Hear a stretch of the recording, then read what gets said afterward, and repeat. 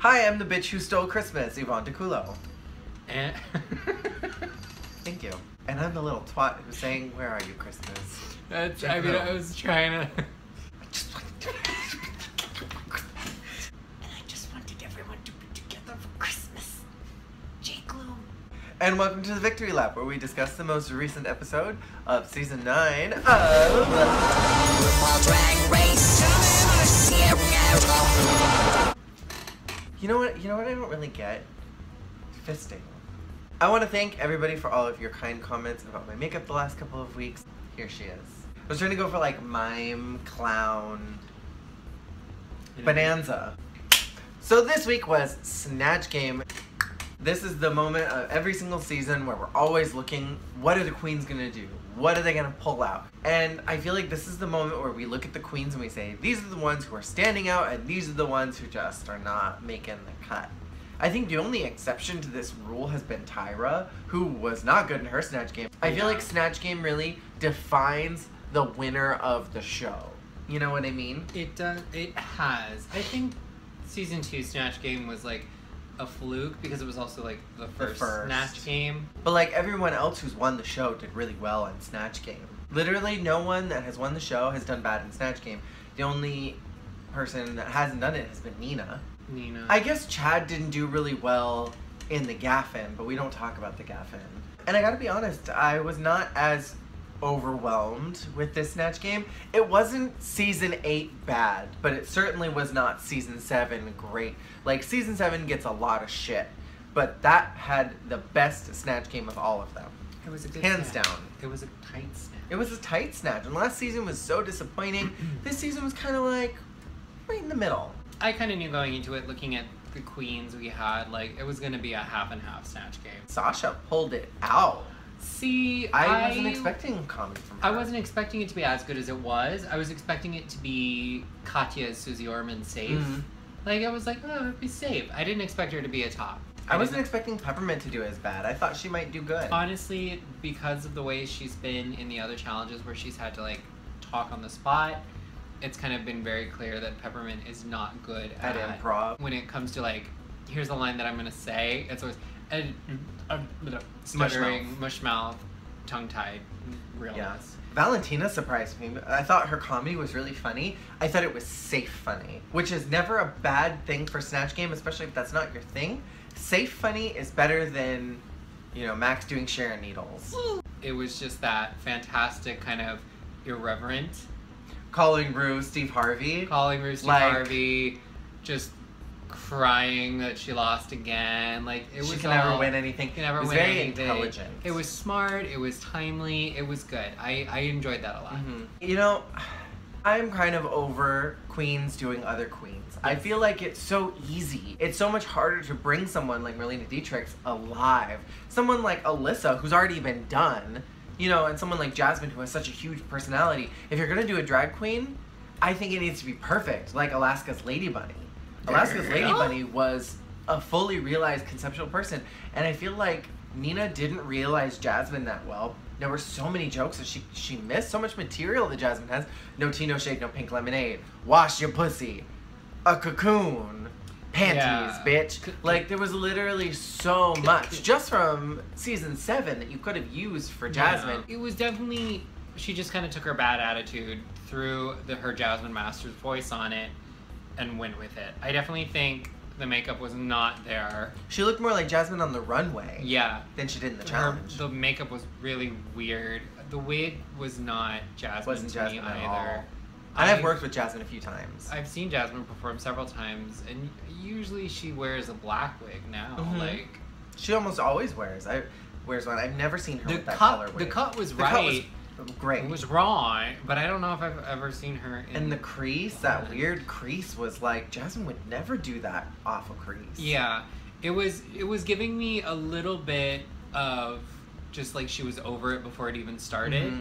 And not necessarily like, I'm over it because I'm Jasmine Masters. Just, I'm Nina and I'm over it. Because somebody else is outshining me right now. I feel like Shay should have been in the top 3 instead of Nina. Yeah. Shay did a really great job, and her look as Naomi was sickening. She looked gorgeous. Gorgeous. And the jokes were there. The jokes were there. The runway was flawless. I definitely agree. Like, Queens doing Queens is kind of like a cop-out, and I'm kind of bored of it. I think that's something fun to do for the bots tour. Totally. I think that's a great thing to do for the bots tour. For Snatch Game, I think you need to pick icons, you need to pick irreverent people, you need to think outside the box, and I think at this point doing a queen is a little too inside the box, especially because it's an easy way to get out. Because pretty much, if you pick a Ru girl to do, or, you know, a very famous queen, almost all of her stuff is handed to you. Yeah. You have, like, you practically get the transcript of, like, my name is Alyssa Edwards, and this is Alyssa's secret. It's a cop-out. And, like, if you're gonna do it, it has to be flawless. It has to be perfect. It can't be Jessica Wilde doing RuPaul. It can't be Max doing Sharon. It has to be, like I mentioned, like Alaska doing Lady Bunny. It has to be that level of perfect. Or even Violet doing Alyssa. Violet killed Alyssa in the best way. She murdered that Snatch Game. That's not to say that Aja did not do a good job. It was actually more than I thought Aja was going to be able to pull out. For the one thing that we saw from her. For like good. 1 or 2 jokes, like she did very well. It was good. The look was pretty good, you know. So she had the big wig. It's not that she did bad. It's just I want to see something more. Yeah, I would have liked to have seen something else. But also, you know, if maybe impressions aren't your strong suit, maybe it was the smartest choice for her. Mostly, I think we're talking about Nina because we've seen her Jasmine Master stuff and it's been funnier. So like, did we just? I've seen her impersonate RuPaul and it was funny. Yeah, did we just not get that cut, or was it just what it seemed like on the show, where just her attitude of just in the competition is getting the best of her? Yeah, was that just the problem? I don't know. This is probably gonna get some heat, but kind of another queen that I think relied on that IKEA manual was Alexis. I thought her Liza was funny, but in my opinion, I don't think she really gave us anything brand new that we hadn't seen somebody impersonating Liza do before. No. Like, the jokes were funny, and that's the important thing. She did a good job. The voice was down, the look was down, but there wasn't anything new. Like, Jinx did Liza during the Bots tour, and it was insane. It was manic, but controlled at the same time. There were all these crazy jokes, and it was so intelligent, and it felt like a brand new version of Liza. Yeah. And I don't feel like Alexis gave that. And so in my opinion, I feel like Sasha pulled an Alaska doing Mae West and brought new light to a character that a lot of people don't really know who she is, and made someone who's not, you know, culturally funny, and made them a really funny character. Yes. And I think that Sasha deserved the win, especially since her runway, I thought, was more on point. Yes, it was. Than Alexis's. Sasha was definitely the real winner for me this episode. Her Marlena was transcendent. It was on par with Alaska as Mae West,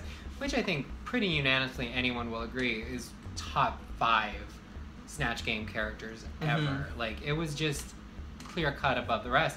And I think that that's exactly what Sasha did, was she took a silent film star, brought them screaming into Technicolor, and made it good. And made it funny without being crazy. Yeah. That was the other thing that I was really impressed with. She didn't go like the crazy cuckoo route. She did exactly what Alaska did, where, you know, she was like, Marlena Dietrich was German, so let's take the German accent and let's take it a step up and make it even worse than a normal... Like almost Barbara Walters. A Barbara Walters German-Russian accent that makes no sense whatsoever. And, you know, really play the lesbian angle. It was funny, I really enjoyed it. And I think Alexis did a fine Liza. I think that the problem, though, is that Alexis went the route of honoring the character. Honoring the person. Which I understand. You know, if this is a hero, they mean a lot to you. It's like Chad with Cher. The difference is, when Chad does Cher, Chad's still not afraid of poking a little fun at Cher. Because Cher knows that she's ridiculous. Cher knows. She's above it. She doesn't care. And it's, you know, the chicken shit gigs. You know, like, stuff like that. Like, Chad did it, honored Cher, but took it to the next level. Whereas I feel like Alexis just did a standard Liza. If you want to watch an amazing, and this is a biological woman doing the impression, but if you want to see an amazing Liza Minnelli impersonist, look up Christine Petty. If you've seen the Liza Minnelli, Carol Channing telephone, that is Christine Petty. She is so funny. She's hysterical. And she has this series, it's called Shit Liza Minnelli Says. That's what I want to see from a Liza impersonation, because she's not being crazy like Jinx. She'd be Liza. But it's so funny. and it's irreverent. And I wanted a little more of that out of Alexis. And I think what I got from the critique on the runway was they were comparing what she did to last week, that her dress wasn't good, and then this week she stepped it up. And it just made me think of that conversation that Coco had in the Untucked, where she was like, why the hell do I have to be improving? I came here at the top of my game, and every week they're critiquing Jinx for looking like this, and she's improving. Why do I have to improve? And that's what it kind of made me like go back to, was like, yes, Alexis is improving, but like some of the girls like Sasha have come in as a total package and like really only has had one bad runway. And it wasn't even bad, I just didn't like it, the one last week. Oh yeah. But it was good. Where like Alexis has continually brought like pedestrian things, so like that she's improving. Pedestrian. I don't know. I don't think that should really account in. Let's call a spade a spade. Alexis has been wearing runway outfits that make Mrs. Kasha Davis look couture. Let's talk about the bottoms this week. I completely agreed with who was on the bottom, if I'm being honest. I kind of figured that the people who would be on the bottom would be on the bottom. I will say, Farrah's Gigi illusion was spectacular. It was like one of the best. She looked visually Snatch games, I think. Yeah, for sure. She looked just like she looked Gigi. Just like Gigi. It was a bit like Derek as Brittany, as Chad as Cher, and even Tatiana as Brittany, like the way she did her makeup that first time around. It was there. Like I was like, the look was perfect. And I've watched Gigi since before her transition. Since before her transition, I've watched Gigi for ages. So like I know Gigi, and Gigi can be funny, and that's. I think RuPaul nailed it on the head when it was like, I'll do Gigi Gorgeous. She's from YouTube. She's young. She's hip. She's modern. It was smart. She's got a movie coming out on YouTube, Brad. It was a smart move, but she didn't do the joke. I think she should have done like a Ginger Minge as Adele, like eating those Twinkies. Like she should have literally had all her makeup set up and never stopped putting on makeup. Like literally from start to finish, just kept. Even if she wasn't brushing anything on, just pretending like she was brushing. Yeah. Like, and I think that would have brought her from the bottom category to at least safe, because it would have been like, you never broke character. You were always funny. Because that's some of the complaint that they've had, is like certain people broke character and it didn't seem like them. And I think that like doing the makeup and like literally pancaking it on would have been funny. It would have been a funny characterization of Gigi. Yeah, if she was going to stick with Gigi, there were other things she needed to do, and she just didn't. Peppermint, I felt bad for. Like, I found myself not feeling like that secondhand embarrassment, but more just like, oh my gosh, honey, I wish I just want to hug you and like tell you it's gonna be better, because you can tell she's not a very eloquent person when the camera's on her. She's not like Alyssa the first time she was on Drag Race, where it was just like the cameras are on and she's like, bro, never. I think if there's something already pre-written down she's supposed to say, it gets stuck. A lot of what was bad about it was because she was just stuttering over her lines and then losing her confidence as she went along with it. And you could hear that sort of and it was just that breakdown of everything. The answers were not hilarious. But if she had gotten the full Nene Leakes character in, if she hadn't been so worried about getting the words out, and she had just been able to do that full, like, swing in the head around Nene Leakes attitude, even what she said, like, it could have been funny. Yeah. It just needed to have the attitude there. Like Roxy's Tamar, where it was just, right. It was over the top. She wasn't saying anything funny. It was just how she was saying it. Much like Alyssa as a person. It's not necessarily what she's saying is hilarious. It's the way she says it. And I feel like Peppermint is a funny person. She is. She could have delivered that character really well. She got stuck on the words. Before we talk about the person who went home, let's talk about the runway really quick. We had a reprise of Night of 1,000 Madonnas, which is great because last season there were 4 kimonos that made it to the runway, but there were 3 others that were not shown. So like, I'm glad that we got another chance to see more Madonna, and Michelle obviously was appeased. The great Michelle God. Mostly appeased. Somehow, we still got 2 repeats. The thing that baffles me is that, like, why wouldn't you bring multiples of something? Like, for something like the green or the neon runway, people probably are not going to have the same creative idea as you. But, like, for something that's like, bring a RuPaul look, bring a Heidi Klum look, bring your best prolapse asshole look. Like, you can only have so many concepts before somebody else is gonna think of the same thing. Yeah. So why wouldn't you bring multiples?